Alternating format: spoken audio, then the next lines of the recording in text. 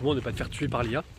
Aujourd'hui, tu vois que l'IA progresse de plus en plus et en fait, à l'avenir, une des possibilités, c'est que ça remplace de plus en plus de métiers parce que justement, c'est plus performant et ça coûte moins cher que recruter quelqu'un pour faire le travail qui potentiellement ne sera pas forcément compétent, alors qu'une IA, c'est beaucoup moins cher, plus compétente et tu peux la déployer partout, alors qu'un individu en général, il bosse à un seul endroit. Donc imagine, tu as une entreprise avec plusieurs agences, tu vas avoir plusieurs personnes sur chacune des agences pour pouvoir tout gérer, alors que si tu as une seule IA qui gère plusieurs trucs, tu peux la déployer partout sur toutes les agences de l'entreprise, donc c'est beaucoup plus simple comme ça. Il faut savoir qu'aussi tous les métiers administratifs, ça risque de disparaître, justement parce qu'en fait, c'est beaucoup moins pratique d'avoir des gens qui sont pas forcément ultra compétents et qui font perdre du temps aux gens à qui ils parlent, parce que tu as déjà allé justement à la mairie ou des trucs comme ça, pour te rendre compte qu'au final, c'était toujours super long.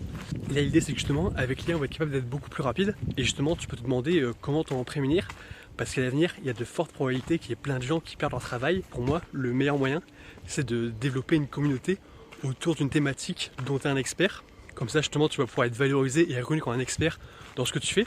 Choisis quelque chose qui te plaît justement pour pouvoir le faire continuellement et pas être saoulé au bout de plusieurs mois parce que ça te plaît pas du tout, comme ce que font la plupart des gens qui ont des métiers qu'ils n'aiment pas du tout. Et une fois que tu auras construit cette communauté,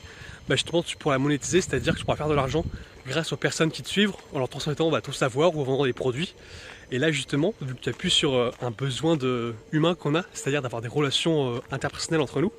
l'idée c'est que tu vas développer une relation avec les personnes qui vont te suivre, et ça risque de pas disparaître parce que justement à l'ère de l'IA, il va y avoir de plus en plus de robots partout, et ça c'est un truc qui se perd de plus en plus. Tu peux même te rendre compte qu'il y a de plus en plus de personnes qui sont en dépression ou se sentent seules, alors qu'aujourd'hui il y a tout qui nous connecte, surtout avec le téléphone, tu parles à n'importe qui partout dans le monde, mais en fait ce que tu fais c'est que tu parles à un objet, à quelque chose qui n'est pas humain,